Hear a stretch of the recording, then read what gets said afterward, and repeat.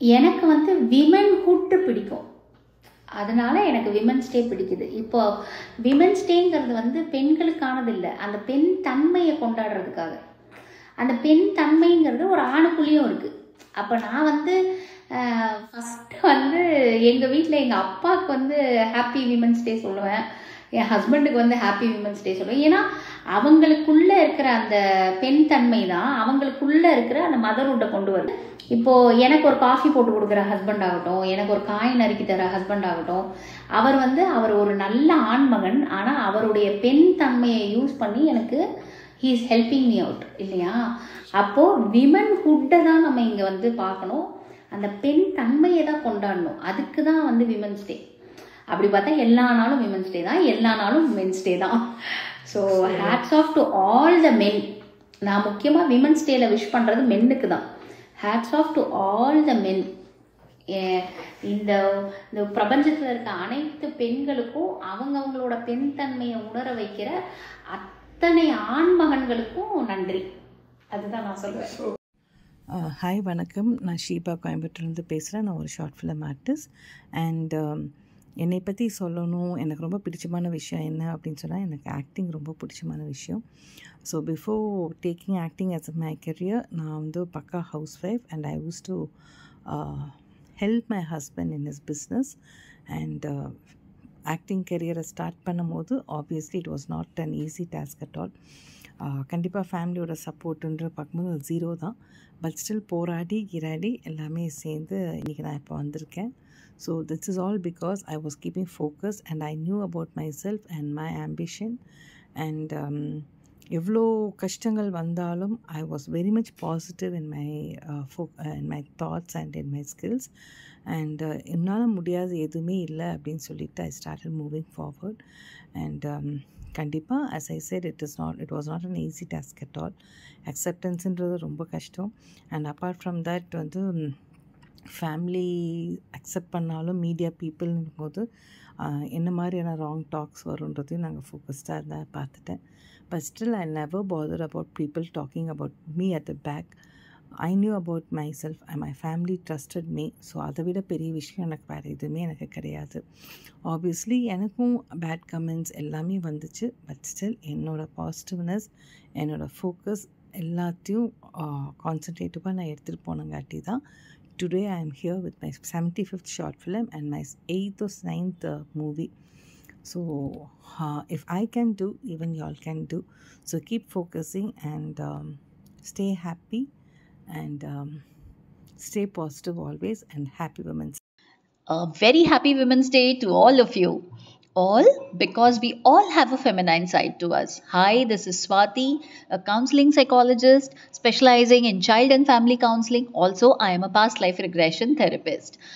So, this day we celebrate the social, economic, cultural and political achievements of women round the globe.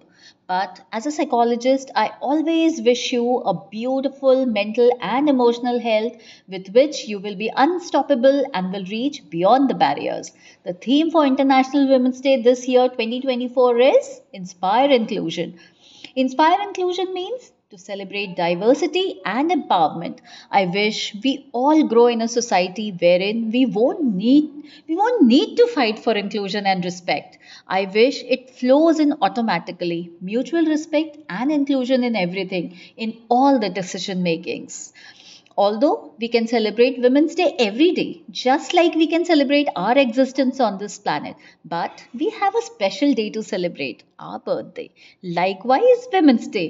This day is special, a powerful reminder of the progress we have made all through the years and still a long way to go together. So let's join hands and help each other to grow, because even sky is not the limit for a mind that really wants to grow. வணக்கம், இது கவிஞர் குட்டி ரேவதி.